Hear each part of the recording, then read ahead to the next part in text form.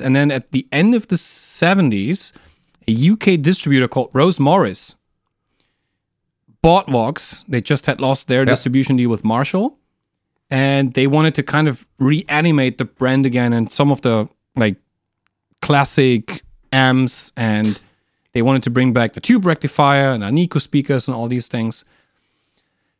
And they tried for a good amount of time, but they never really made it. You know, they never really brought brought Vox amps back to the next level, to the where they belong. You know, up in the ranks with Marshall and Fender and all these things. So then, 14 years pass, and suddenly Korg buys the majority in Rose Morris, which means they essentially bought the Vox product line. And obviously with Korg in the bag, there's this, it's a huge company, it's a huge operation, and there's also a lot of capital involved. So they're like, okay, nice, great job, Rose Morris, but we can do that better. We can actually go where you want to go. And they bring all the old like values and features back. Same as Rose Morris, like tube rectifier is back. Alnico speakers, they have a more high-end chassis for the amps. And since the early 90s, Korg is the owner of Vox amps. However, if we look at what happened since the 2000s, because essentially, so they're like, hey, we are here, we're bringing back all the nice things. At some point, they came out with the C2 and C1 versions of the amp, so the AC30 C2 and the AC15 C1. And they went back to solid-state rectifiers, and they went back to somewhat cheaper materials for the chassis and kind of cutting costs here and there. And at the same time, they kind of break this whole thing out, and they bring hand-wired versions of the AC15, which have like the classic turret board construction, no PCB, and they have the tube rectifier and blah, yada, yada. So essentially, they're kind of breaking out into two different lines. One is like hand-wired, and some of these were actually limited edition with limited edition Tolegs and whatnot. So they kind of break this out into, here's what all the great things about the early Vox amps, and here's like the more affordable version. Which kind of strikes me as like, you know, you have an iconic design here. Why don't you just stick with this? There's something I want to bring back, because I think that's a great point you just made about like the difference between the hand-wired and like the mass-produced, made in China stuff. So if we go back to Rose Morris, those are actually really good amps. They sound killer. Okay. But they don't fetch the same prices as, let's say, the 60s stuff. Okay. If you're talking like, let's say, 70s, AC30s, a lot of people like poo-poo those amps.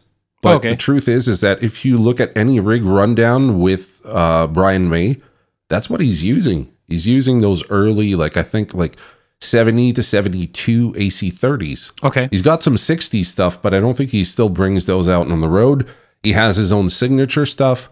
So like some of the stuff from the 70s is still fairly good, and you can still get at a reasonable price. The Rose Morris stuff, I think the timing was bad, because the 1980s, you got to think like Soldano, Marshall, all like the 88 preamp, like everything was high gain, and everyone was trying to push everything like as loud and as distorted as they could.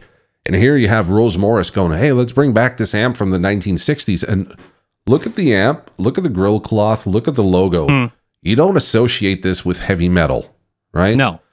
So I think that was part of the timing for Rose Morris. And the amps, they sound good. You can get them fixed because they're well built. Okay. But, you know, they kind of, I think the timing was off for them. Okay. The story that I find really cool also with Korg. Now, don't quote me on this. I don't remember if I'm getting like the real picture here, or if I'm just kind of making some stuff up. But I'm pretty certain that I remember reading an article where Korg had bought like a bunch of companies, right? All these companies were failing. They bought a bunch of them.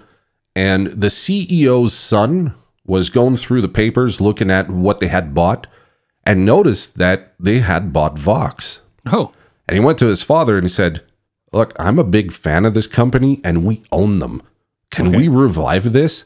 And that essentially this kind of became his project where they revived Vox. But they revived it in the 90s where you had bands like Oasis coming back up. You had Blur. You had all like this British pop sensation going on in the 90s. And you had in the Seattle scene guys using stuff they found at like pawn shops, right? So the Vox had a resurgence because like all the hair metal was going out. And now all this pop, like all the guys were cutting their hair and they were wearing ripped jeans and stuff like this. And it was cool to play like guitars that were completely banged up with like really cheap pedals. Nowadays, like all of that gear sells for thousands of dollars. And back then it was like disposable stuff, right? And when they brought it back, there was the TBX, I believe that's what it is, the AC30 whatever 6/30 TBX or whatever. Apparently those amps are freaking fantastic. I haven't played them, but I've seen them for sale. They can go easily for like 2,500 used, which is a little more affordable than, let's say, a 1960s version of the amp. Those were the Tony Bruno ones, right? No, the Tony Bruno, I think those were early, if I remember correctly, those were, because there's a series of amp with Tony Bruno. They are AC30s, but they're modded to his thing. And they're part of that lineage of Vox where they were trying different stuff, and it just didn't catch on, like the Night Train, which has like a cult following, but never caught on as much as the AC15 and the AC30. So there was early runs of the AC30 in the early 2000s as well. I don't remember what the model was, but it was all hand wired, and it was almost like the closest thing you can have to a 60s Vox AC30. And then they came out with the hand-wired series, which is still sold today and fairly popular. They're hand-wired, but in China. And they have like the white Tolex and all that. They're gorgeous amplifiers. I've never played one, but apparently they're really good, easy to fix, super reliable. So, I mean, they're still trying. They had different variations on the AC15. Some of them came with Wharfdale speakers.